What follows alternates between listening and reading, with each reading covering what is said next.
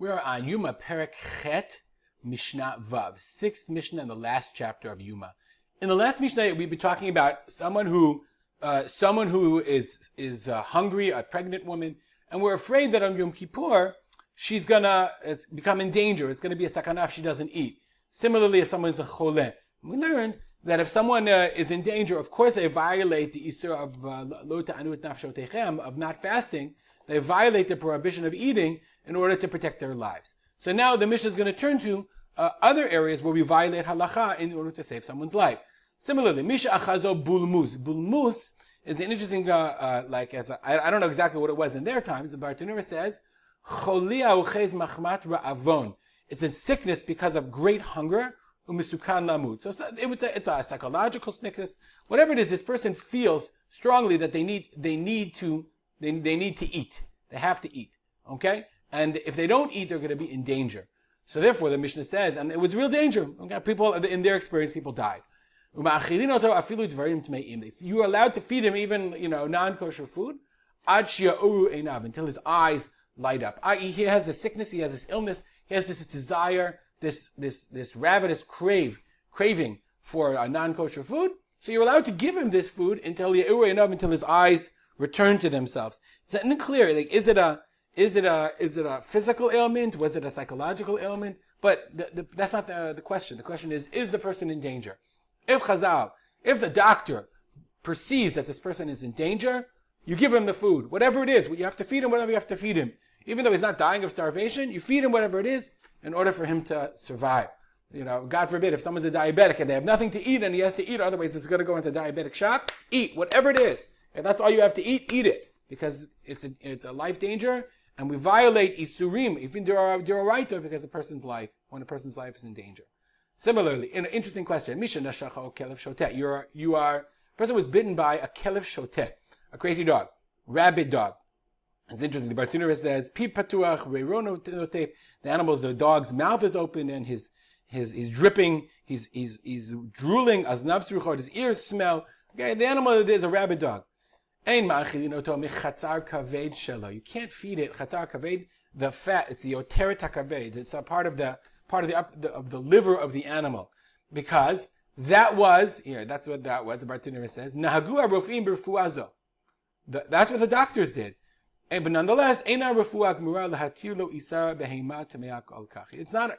It was like a grandmother. That's what they did. That's what the doctors did. You have to go eat part of the dog. But they didn't really believe.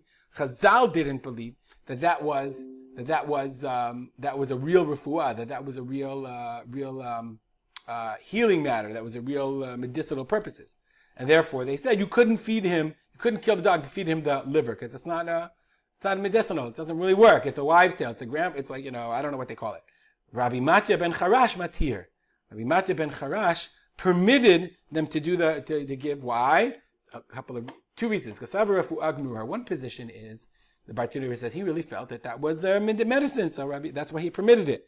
So the Kahati brings in the name of Rabbi Chaim Albeck, in the name of Siach Yitzchak, he says, even though, he says, no, Rabbi Matya didn't think that it was really medicinal value.